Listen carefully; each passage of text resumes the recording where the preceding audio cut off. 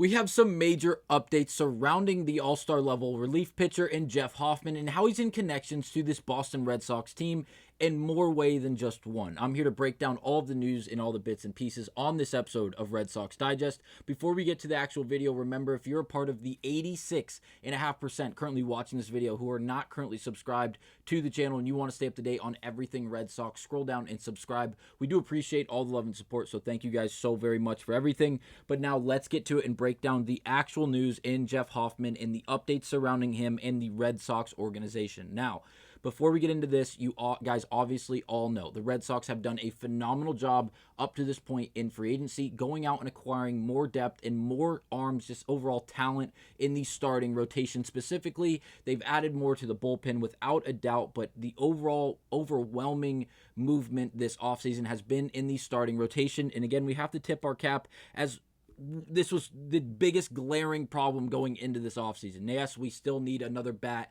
to balance out this lineup. Evan is going to bring you guys a video breaking down all the bits and pieces on that topic here shortly, if it's not already posted. But again, the focus on the pitching side of things up to this point, this rotation looks very, very good. There's a lot of depth. There's a lot of new arms that are going to add a lot of value to this Red Sox team, not only in the statistical production, in the sense of a good ERA and the overall production that we get from them, but overall the depth, the innings that we're going to get out of these arms is going to be very crucial and very, very impactful and important to this Red Sox team. So again, very, very impressive.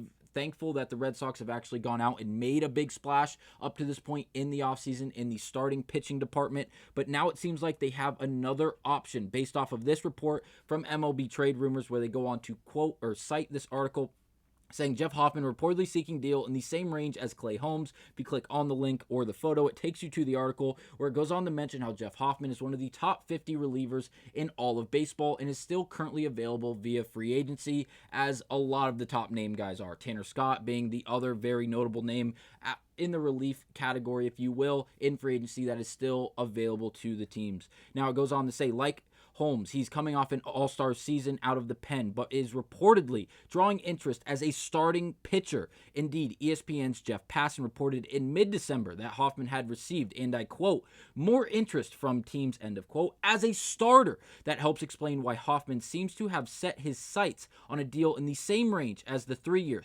$38 million contract Holmes landed from the Mets, according to Matt Gleb of The Athletic. So, a few moving parts here. The fact that Jeff Hoffman is open, and it seems like other teams that have been interested in Jeff Hoffman are interested in the idea of him being a starter. Now, we're going to break down the fact that he was a relief pitcher last season and throughout his career up to this point, because he was gross. And if the Red Sox were able to go out and add Jeff Hoffman to this bullpen, I think it would drastically improve this bullpen, as we still need to add a few more arms to really just not only add depth, but the overall talent level coming out of the bullpen needs to be improved just a bit. We've seen Slayton, we've seen Chapman and others be added, but again, we are far from done yet.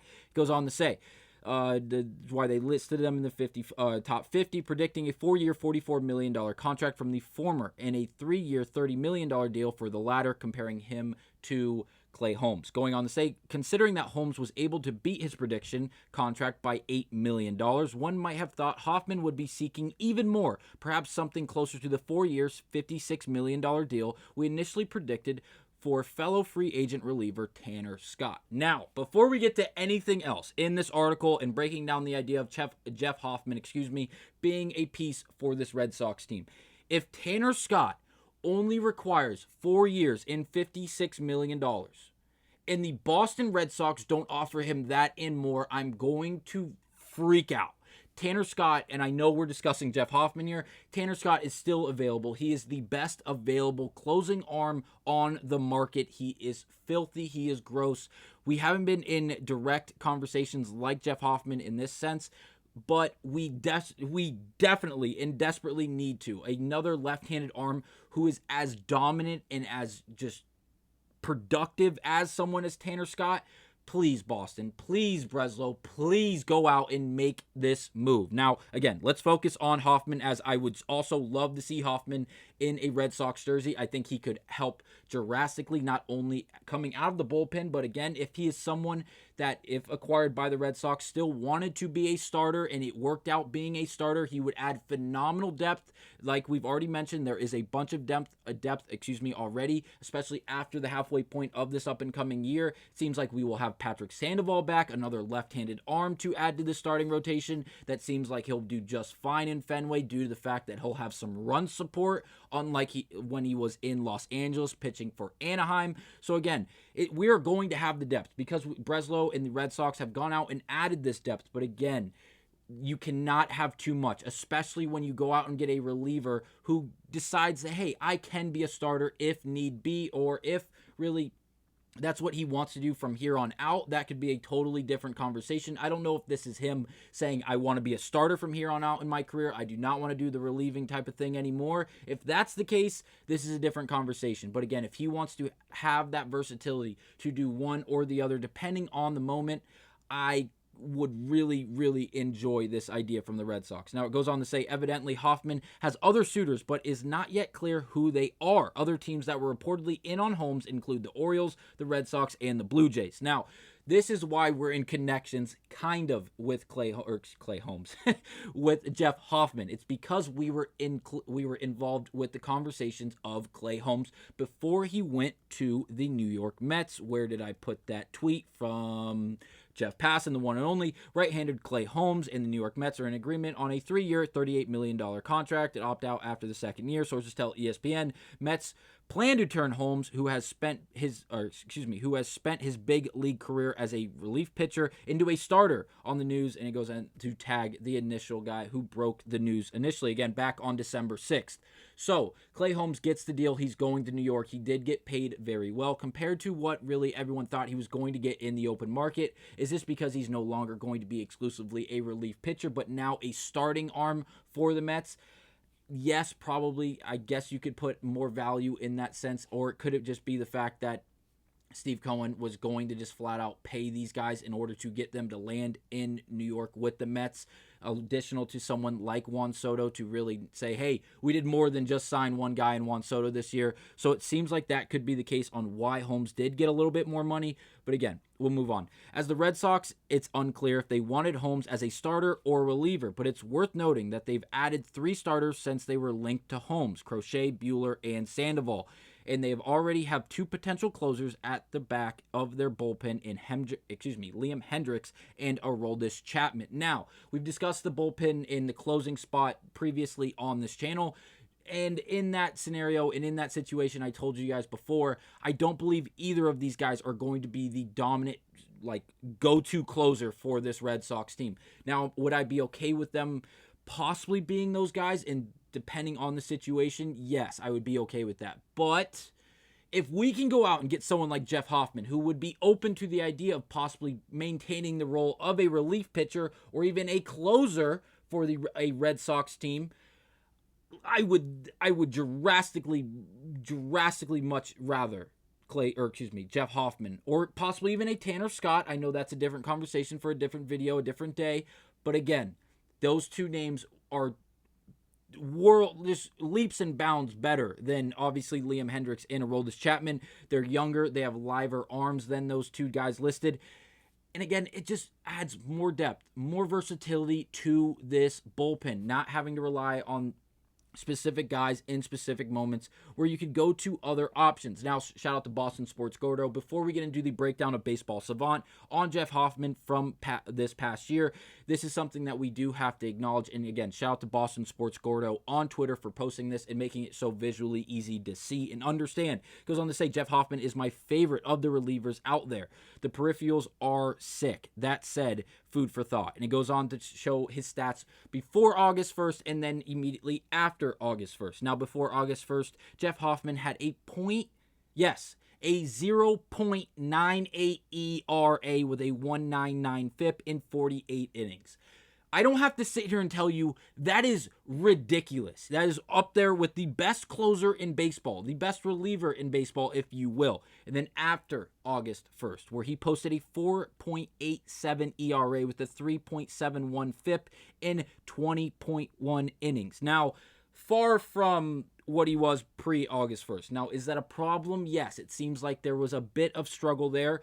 But again, I'm going to throw out the idea that the reason that Jeff Hoffman is not already a Philly is probably why things just aren't going to work out in Philadelphia. And what am I saying? Well, Carlos Estevez was brought in by the Phillies last year via trade, and once that happened, Hoffman really was rubbed the wrong way based off reports, and when that happened, it seems like Estevez got a bit bigger of a role with the Phillies in their bullpen, and it really moved Hoffman down, and it rubbed him the wrong way. Again, this is what is being reported. You can call it speculation because it's not directly coming from Hoffman, but again, it's coming from sources around the MLB, and it seems very credible. Now, to then tail the stats that we just cited from Boston Sports Gordo on Twitter, this Baseball Savant page is ridiculous. Jeff Hoffman is a problem coming off the mound, especially as a reliever. Now, he is tough to hit off of, and especially before August 1st, he was basically unhittable, and you definitely couldn't score runs on him. You couldn't string hits together on him,